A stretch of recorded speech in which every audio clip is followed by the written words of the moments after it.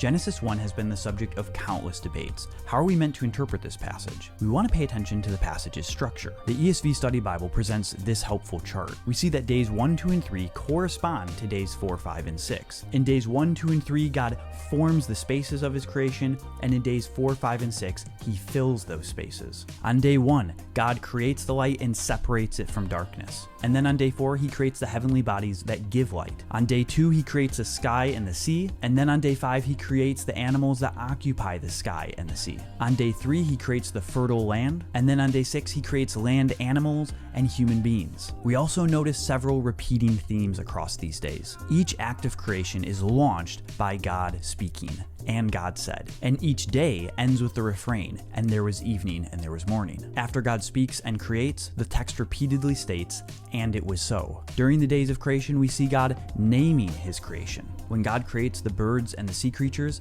the text says that God blessed them, telling them to be fruitful and multiply. This same language appears again when God creates human beings. Except with humans, he adds that they are to have dominion. Of the vegetation and the animals, God is said to have created them according to their kind. But only of human beings does he create them in his own image, or we might say, according to his kind. Again, it's only when creating humans that God speaks in this way.